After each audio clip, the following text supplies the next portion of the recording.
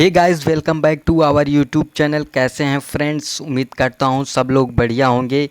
चलिए आज की बेहतरीन क्लास को करते हैं स्टार्ट। उससे पहले आपसे एक रिक्वेस्ट है, अगर आप चैनल पर पहली बार आए हैं तो प्लीज़ चैनल को सब्सक्राइब कर लीजिएगा और वीडियो को ज़्यादा से ज़्यादा शेयर करिएगा।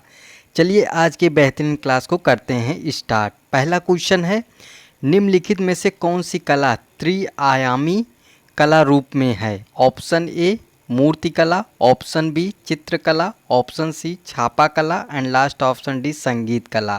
तो इसमें आपसे सिंपल क्वेश्चन पूछ रहा है कि कौन सी ऐसी कला है जो त्रिआयामी है। तो यह त्रिआयामी कौन सी कला है? तो ऑप्शन ए इसका राइट आंसर हो जाएगा मूर्तिकला। अगर बात करते हैं मूर्तिकला, तो यह पत्थर, धातु, मिट्टी, चाहे हो जाए आपका पत्थर या धातु, किसी भी धातु से, या मिट्टी, पत्थर, धातु या मिट्टी आदि से निर्मित छोटी या बड़ी मूर्तियों को जो निर्माण किया जाता है उसी को मूर्तिकला के नाम से जाना जाता है। भाई मूर्ति बनाने की कला क्या हो सकती है? या पत्थर से बनाएंगे, या किसी धातु से बनाएंगे, या किसी मिट्टी से बनाएंगे, या किसी और मटेरियल से निर्मित छोटी या बड़ी मूर्तियों को मूर्तिकला के नाम से जाना जाता है। तो इसका राइट आंसर क्या हो जाएगा? ऑप्शन ए मूर्तिकला। नेक्स्ट क्वेश्चन देखते हैं, स्मारकों के सही क्रम का चयन करें। इसमें कुछ स्मारक दिए गए हैं, उनको सही से सजाना है उनके कार्यकाल मतलब क्रम के अनुसार, उनका कब क्या बना उसके अनुसार से हमें इसे सजाना है। पहला है हुमायूं का मकबरा की बात कर रहा है, फतेहपुर सीकरी की बात कर रहा है, सिकंदरा एंड ताजमहल। तो अगर बात किया जाए हुमायूं का मकबरा, हुमायूं का मकबरा कब बना था? तो यह 1565 ईस्वी में। कब? 1565 में। अगर बात किया जाए फतेहपुर सीकरी, तो फतेहपुर सीकरी कब बना था? तो यह 1570 ईस्वी में। कब? 1570 ईस्वी में। किसने बनवाया था? अकबर ने। अगर बात किया जाए सिकंदरा, तो यह 1612। कब? 1612 में। यह क्या है? सिकंदरा एक अकबर का मकबरा है। सिकंदरा अकबर का मकबरा है जो 1612 में बना था। अगर बात किया जाए ताजमहल, तो यह कब बना था? 1648 में। किसने? शाहजहां के द्वारा। तो अगर इसमें देखा जाए तो हुमायूं का मकबरा पहला सही है 1565, उसके बाद आएगा फतेहपुर सीकरी 1570 और फिर आएगा 1612 सिकंदरा, फिर 1648 ताजमहल। तो इसका हिसाब से ऑप्शन ए ही हमारा राइट आंसर है। अगर ताजमहल यहाँ होता तो ये 1648, ये उल्टा हो जाता। भाई पहले 1565 में हुमायूं का मकबरा बना है, उसके बाद फतेहपुर सीकरी 1570, फिर सिकंदरा 1612, फिर ताजमहल 1648। तो इस प्रकार से हमारा ए ही राइट आंसर हो गया। नेक्स्ट क्वेश्चन देखते हैं। नेक्स्ट क्वेश्चन है आपका, मोहनजोदड़ो से प्राप्त नर्तकी प्रतिमा बनी है। नर्तकी प्रतिमा कहाँ से प्राप्त हुई है? तो यह प्राप्त हुई है मोहनजोदड़ो से। ऑप्शन ए पीतल, ऑप्शन बी तांबा से, ऑप्शन सी कांसा से and last option D tin से। तो जो मोहनजोदड़ो से नर्तकी प्रतिमा प्राप्त हुई है वह किससे बनी है? तो वह एक कांसा से बनी है। इसका राइट आंसर हो जाएगा ऑप्शन सी। अगर बात किया जाए मोहनजोदड़ो, तो यह लगभग 10.5 सेंटीमीटर, कितना? 10.5 सेंटीमीटर, या इसी को बोल सकते हैं 4.1 इंच इसकी ऊंचाई है। मोहनजोदड़ो की से जो प्राप्त नर्तकी है उसकी लगभग 10.5 सेंटीमीटर या 4.1 इंच ऊंची है। इसे डांसिंग गर्ल के नाम से जाना जाता है। किससे? डांसिंग गर्ल के नाम से जाना जाता है। किसे? नर्तकी को। अगर इसकी बात किया जाए इसका निर्माण किससे हुआ, किस विधि से हुआ? तो यह ढोकरा कास्टिंग तकनीक से इसका निर्माण किया गया। इसका समय 2500 ईसा पूर्व। कब? 2500 ईसा पूर्व। यह वर्तमान में सुरक्षित है राष्ट्रीय संग्रहालय नई दिल्ली में। तो नर्तकी की बात करेगा तो नर्तकी कांसे से बनी है, पहली चीज़। दूसरी चीज़ यह 10.5 सेंटीमीटर या 4.1 इंच ऊंची है। तीसरी चीज़ इसे डांसिंग गर्ल के नाम से भी जाना जाता है। चौथी चीज़ इसका निर्माण कब हुआ? तो निर्माण इसका 2500 ईसा पूर्व में हुआ था। अगर बात किया जाए या किस विधि से बनाई गई है, तो ढोकरा कास्टिंग तकनीक से बनाई गई है। इसका समय 2500 ईसा पूर्व है। यह सुरक्षित कहाँ है, तो राष्ट्रीय संग्रहालय नई दिल्ली में यह सुरक्षित है। उम्मीद करता हूँ आप लोग को यह समझ में आ गया होगा। नेक्स्ट क्वेश्चन देखते हैं, हुमायूं का मकबरा किसने बनवाया था? ऑप्शन ए है Akbar, option B Jahangir, option C Shahjahan and last option D Aurangzeb. तो बात करते हैं हुमायूं का मकबरा या किसने बनवाया था, तो ऑप्शन ए इसका राइट आंसर हो जाएगा अकबर। अगर बात किया जाए हुमायूं के मकबरे का, तो यह दिल्ली में, कहाँ, दिल्ली में अकबर के समय में अकबर की सौतेली माँ, अकबर की सौतेली माँ कौन थी? हाजी बेगम। अकबर की सौतेली माँ यानी इनकी पत्नी हुमायूं की कौन थी? हाजी बेगम की देखरेख में बनाया गया था। ध्यान से सुनिएगा, यह दिल्ली में बनवाया गया था अकबर के समय में। अकबर की सौतेली माँ, यह कौन है? अकबर की सौतेली माँ हाजी बेगम, यह हुमायूं की पत्नी है। कौन है? हुमायूं की पत्नी है, यानी अकबर की सौतेली माँ है। इन्हीं के देख रेख में यह हुमायूं का मकबरा का निर्माण किया गया था।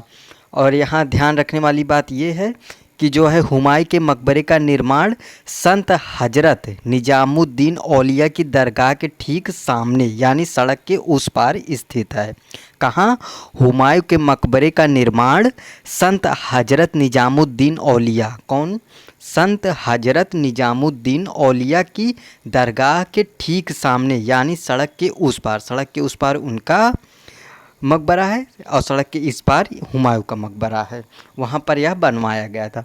तो इस प्रकार इसका राइट आंसर क्या हो जाएगा? Option A.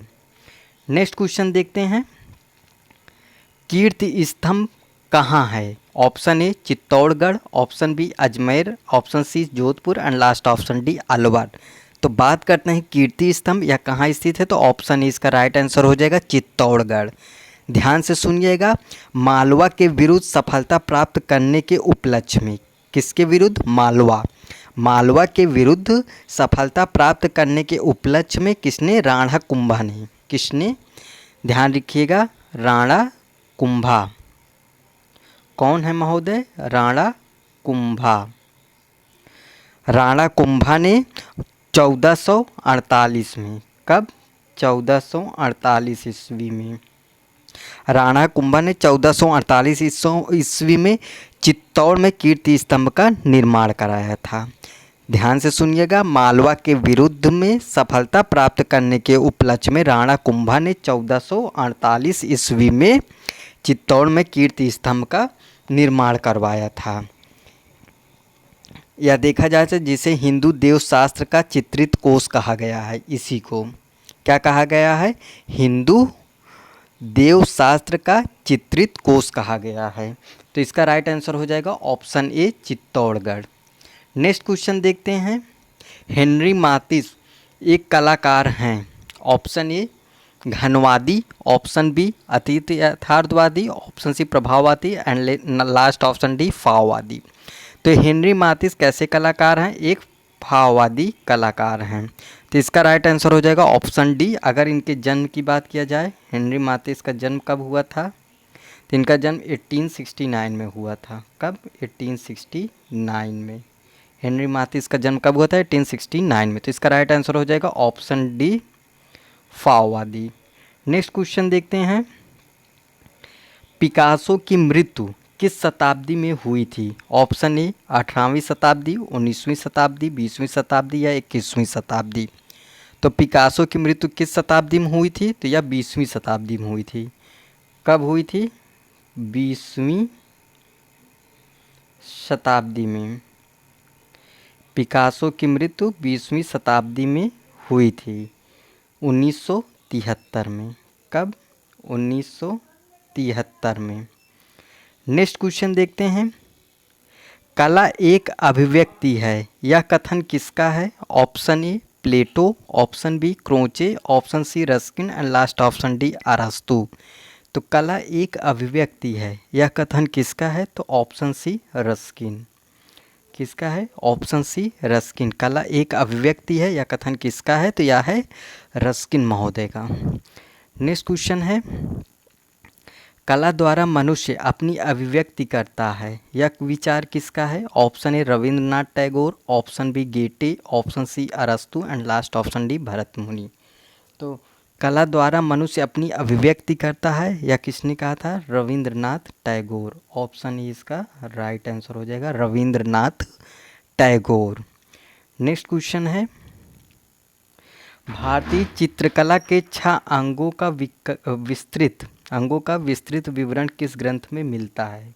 Option A Yashodhar कृत जयमंगला, ऑप्शन बी नारायण मुनि कृत चित्रसूत्र, ऑप्शन सी राजा भोज कृत सम्रांगण सूत्र and last option D Banabhatta कृत कादंबरी। कौन सा? कादंबरी। तो भारतीय चित्रकला के 6 अंगों का विस्तृत विवरण किस ग्रंथ में मिलता है हमें? तो यह किस में मिलता है? ऑप्शन इसका राइट आंसर हो जाएगा, यशोधर कृत जयमंगला का एक टीका है। कौन सा? जयमंगला, यशोधर कृत जयमंगला। तो ये राइट आंसर हो जाएगा। तो इसमें बात की गई है कामसूत्र के प्रथम अधिकरण में। किसमें? कामसूत्र के प्रथम अधिकरण के 3रे अध्याय की टीका करते हुए यशोधर ने चित्रकला के 6 अंगों की बात कही गई है। किसमें? कामसूत्र के प्रथम अध्याय मतलब प्रथम अधिकरण के 3रे अध्याय में। कौन सा अध्याय है? 3रा। ये एग्जाम में पूछता है कौन से अध्याय में। तो 3रा अध्याय में कामसूत्र के प्रथम अधिकरण कौन सा हो जाएगा? प्रथम अध्याय 3रे की टीका करते हुए यशोधर ने चित्रकला के 6 अंगों की बात कही है, जिसमें रूप भेद प्रमाण भाव लावण्य योजना सादृश्य वर्णिका भंग। रूप भेद प्रमाण भाव लावण्य योजना सादृश्य वर्णिका भंग। तो इसमें राइट आंसर क्या हो जाएगा? ऑप्शन ए। नेक्स्ट क्वेश्चन है, नाट्य शास्त्र के प्रणेता हैं? Option A Bharat Muni, option B अरस्तु, option C Vatsyayan and last option D Yashodhar Pandit. तो नाट्य शास्त्र के प्रणेता कौन है? तो भरत मुनि। इसका राइट आंसर क्या हो जाएगा? ऑप्शन ए। नाट्य शास्त्र के में सबसे पहले कला शब्द का वास्तविक प्रयोग किया गया है। किसका? कला का। नाट्य शास्त्र में कला शब्द का वास्तविक प्रयोग किया गया है और इसमें 8 रसों की बात कही है भरत मुनि ने। कितने? 8 रसों का उल्लेख किया है भरत मुनि ने। नेक्स्ट क्वेश्चन है, रेखाओं की प्रकृति को मनोवैज्ञानिक प्रभाव से सुमेलित करें। ये है सहजता, ये बोल रहा है वर्तुल रेखाएं। कौन सी? वर्तुल रेखाएं। दूरी उलझी रेखाएं। सी है ऊंचाई एवं शक्ति क्षैतिज रेखाएं।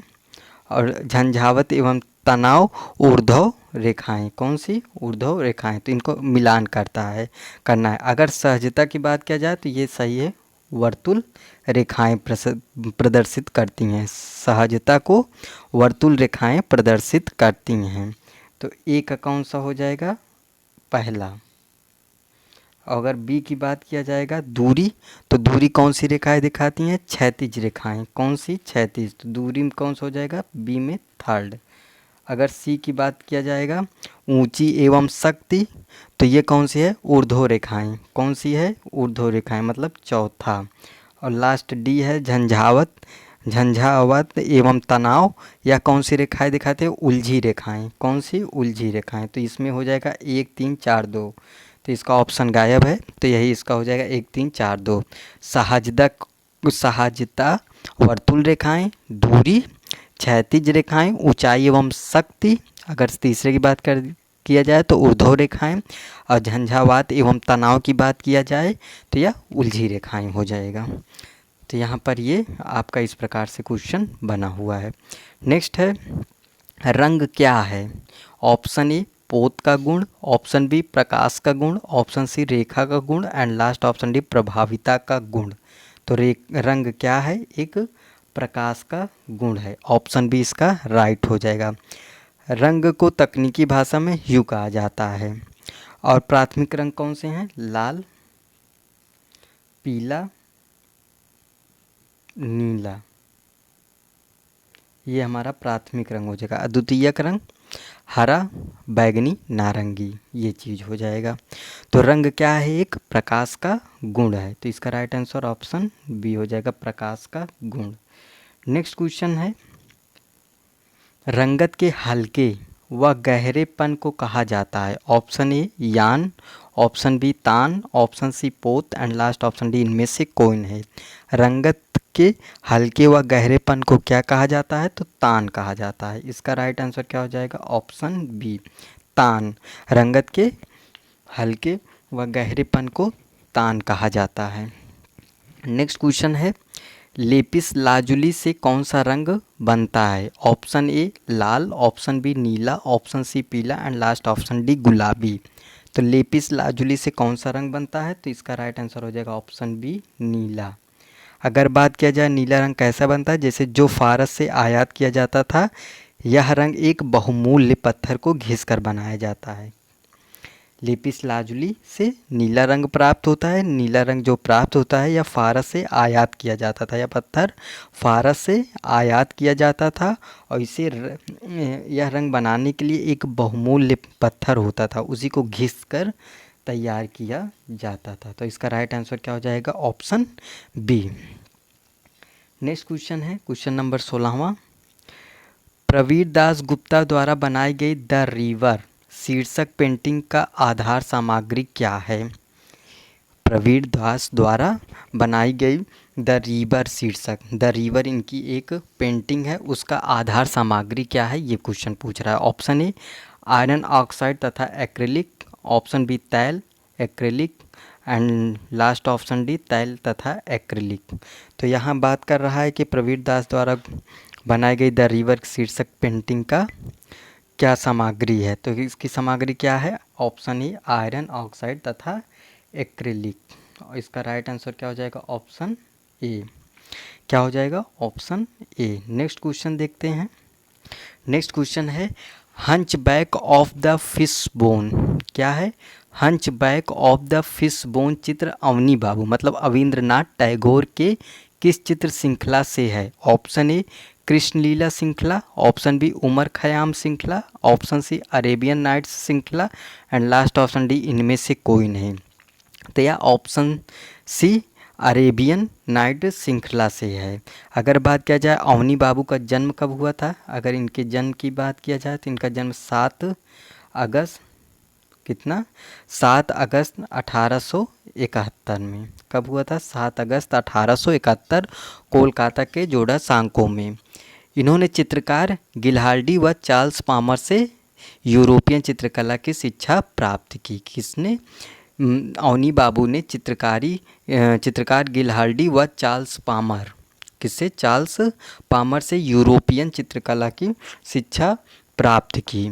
साथ ही जापान की वास्तु तकनीक के आधार पर एक नई शैली का विकास किया जिसे बंगाल शैली के नाम से जाना जाता है। जापान की वास्तु तकनीक के आधार पर इन्होंने एक नई शैली का विकास किया जिसे बंगाल शैली के नाम से जाना जाता है। तो hunch back of the fish bone चित्र किसका है? अवनी बाबू का है। वह किस श्रृंखला से संबंधित है, मतलब किस श्रृंखला के मिलन जुलन से है? तो यह है अरेबियन नाइट्स श्रृंखला से। अरेबियन नाइट्स किसका है? अवनी बाबू का। उमर खयाम किसका है? अवनी बाबू। कृष्ण लीला श्रृंखला किसका है? अवनी बाबू का है। तो इसका राइट आंसर क्या हो जाएगा? Option C. नेक्स्ट क्वेश्चन है, ऊर्स श्रृंखला किस कलाकार ने बनाई थी? ऑप्शन ए सोमनाथ और, option B Ram Kumar, option C Jatin Das and last option D Amrita Shergil. अगर बात किया जाए ऊर्स श्रृंखला किसकी है तो यह है सोमनाथ होर की। किसकी है? सोमनाथ होर की। ऑप्शन इसका राइट आंसर हो जाएगा। अगर इनकी बात किया जाए तो यह 1921 से 2006 तक इनका कार्यकाल रहा, मतलब 1921 में इनका जन्म हुआ, 2006 में इनकी मृत्यु हुई। नेक्स्ट बात करते हैं तो यह एक बंगाली मूर्तिकार व चित्रकार थे। कौन? सोमनाथ होर। सोमनाथ होर की बात किया जाए तो यह बंगाली मूर्तिकार व चित्रकार थे। इनकी प्रसिद्ध कृतियाँ थी जैसे माँ के साथ बच्चा, इनकी एक प्रसिद्ध कृति है, जैसे माँ के साथ बच्चा, महिला, घाव, नदी की बाढ़ आदि इनकी एक प्रमुख कृतियाँ हैं। जैसे माँ के साथ बच्चा, महिला, घाव, नदी की बाढ़, ये सब इनकी क्या है? एक प्रमुख कृतियाँ हैं। तो इसका राइट आंसर क्या हो जाएगा? ऑप्शन ए सोमनाथ होर। नेक्स्ट देखते हैं। नेक्स्ट क्वेश्चन है, एक्सप्लोरिंग इंडियाज सीक्रेट आर्ट्स के लेखक हैं। Option A Stella Kramrisch, option B Ananda Coomaraswamy स्वामी, option C Rabindranath Tagore and last option D इनमें से कोई नहीं। तो यह किसने लिखी थी ये पुस्तक? तो स्टेला क्रेमरिस। इसका राइट आंसर क्या हो जाएगा? ऑप्शन ए इसका राइट आंसर हो जाएगा। चलिए आज का लास्ट क्वेश्चन हम लोग देखते हैं। राजा रवि वर्मा ने भारत में सर्वप्रथम स्थापित किया था। Option A art school, option B oleography press, option C art gallery and last option D art studio. तो राजा रवि वर्मा ने क्या स्थापित किया था? Oleography press. इसका राइट आंसर हो जाएगा ऑप्शन बी। कहा जाता है कि उच्च घराने में राजा रवि वर्मा के चित्रों की मांग बढ़ने लगी थी। इतनी अधिक मांग हो गई थी कि वो अपने इस जीवन काल में पूर्ण नहीं कर सकते थे। अतः इस संशय को देखकर उन्होंने सर माधव राय की सहायता से, कब? 1894। किसकी सहायता से? सर माधव राय। कौन है भैया? Sir Madhav Rai. Sir Madhav Rai, sir Madhav Rao की सहायता से 1894 में, कहाँ? मुंबई। कहाँ? मुंबई।